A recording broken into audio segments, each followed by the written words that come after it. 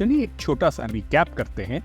अभी तक हमने सीखा है म्यूचुअल फंड्स एक बड़े मनी पॉट की तरह होते हैं जहां कई लोग अपने पैसे एक साथ डालते हैं।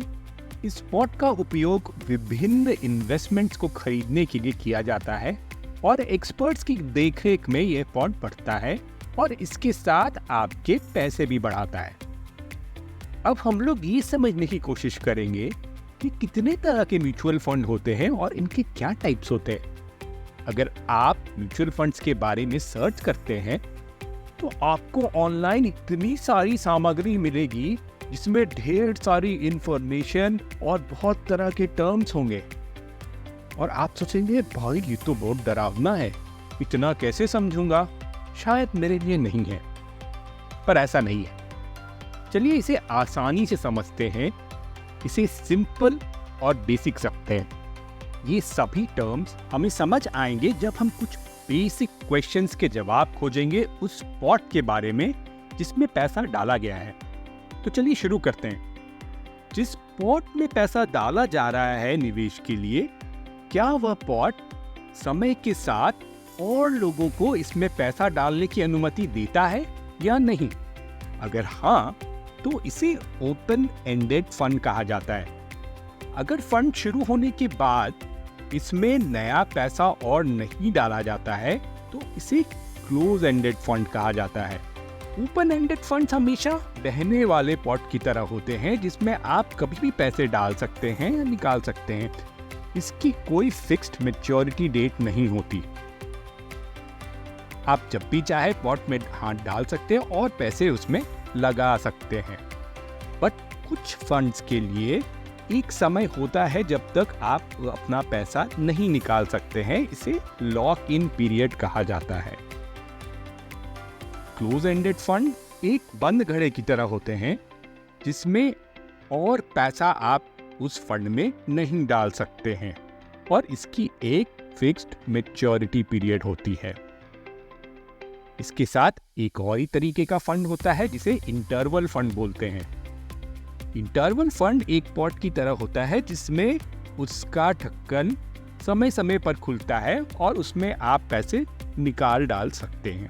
चलिए अब हम आते हैं अगले सवाल पर। ये पॉट कौन चलाता है?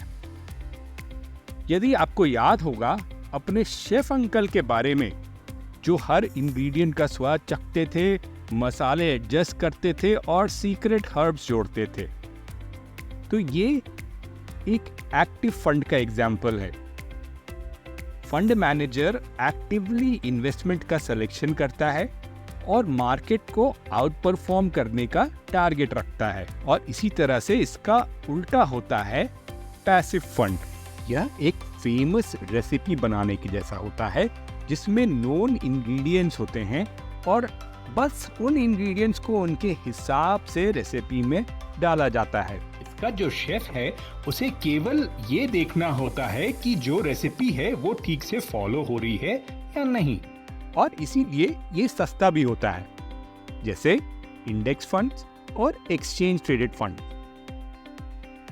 फिर सवाल आता है कि इस मनी पॉट में पैसा किस प्रकार के इन्वेस्टमेंट में लगाया जा रहा है, जैसे इक्विटी फंड्स। इक्विटी फंड्स क्या होते हैं? ये आपके पैसों को कंपनीज के स्टॉक में लगाते हैं। इसके आगे लार्ज कैप, मिड कैप और स्मॉल कैप या मल्टी कैप तरह के फंड होते हैं। लार्ज कैप फंड आपके पैसों को बड़ी और स्टेबल कंपनीज में डालते हैं जिनमें स्टेडी ग्रोथ होती है।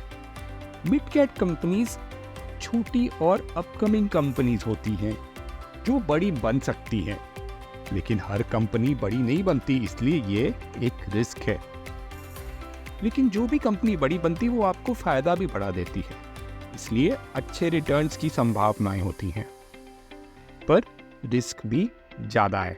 स्मॉल कैप फंड, जहां आपके मनी पॉट का पैसा वास्तव में छोटी कंपनीज में निवेश किया जाता है, इसमें सबसे ज्यादा रिस्क और रिटर्न का पोटेंशियल होता है और इन सब को मिलाकर बनते हैं मल्टी कैप फंड्स, जो सभी इंग्रेडिएंट्स एक साथ बैलेंस मिक्स में देते हैं, जो फंड मैनेजर द्वारा चुना जाता है कि वह किस रिजल्ट की तलाश में है। ये सबसे पॉपुलर प्रकार के फंड होते हैं और ये विभिन्न इन्वेस्टमेंट ऑब्जेक्टिव्स के आधार पर अलग अलग तरीके के हो सकते हैं, जो कि निर्भर आता है कि शेफ किस प्रकार के फंड देना चाह रहे हैं। डेट फंड्स क्या होते हैं? इनके मनी पॉट का पैसा विभिन्न प्रकार के बॉन्ड्स में डाला जाता है। बॉन्ड्स ऐसे इंस्ट्रूमेंट्स होते हैं जो बड़ी कंपनी या सरकार जब पैसे की जरूरत होती है उनको, तो वो बॉन्ड्स इशू करते हैं और इन बॉन्ड्स पे वो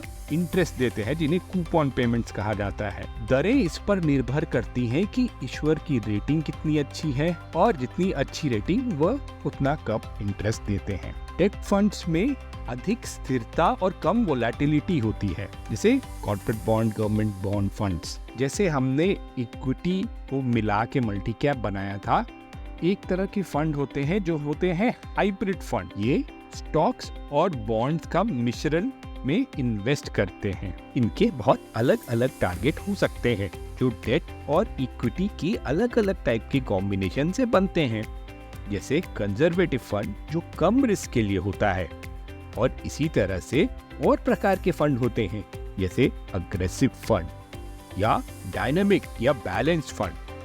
ये सब डिपेंड करता है कि इनके मनी पॉट का पैसा किस तरह से मिक्स में लगाया जा रहा है।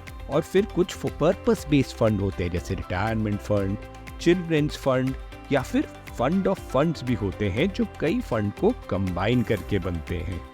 इन सब को डिटेल में हम समझने की कोशिश बाद में करेंगे। तो दोस्तों, आज हमने म्यूचुअल फंड्स के बारे में काफी कुछ सीखा। म्यूचुअल फंड एक बेहतरीन तरीका है पैसे बढ़ाने का, बशर्ते आप सही जानकारी और समझ के साथ निवेश करें। याद रखें, हर इन्वेस्टमेंट के साथ कुछ रिस्क भी होता है, लेकिन सही जानकारी और प्लानिंग के साथ आप इन रिस्क को मैनेज कर सकते हैं।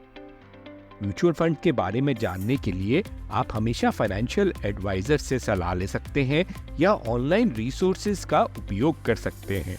इसके और भी कुछ इम्पोर्टेंट पहलू हैं, जैसे रिस्क समझना और कैसे सही म्यूचुअल फंड के प्लान को चुनना। ये हम आगे की वीडियोस में समझेंगे। अगर आपको कोई सवाल है या आप किसी स्पेसिफिक टॉपिक पर जानकारी चाहते हैं, तो हमें कमेंट्स में जरूर बताएं। धन्यवाद और हैप्पी इन्वेस्टिंग।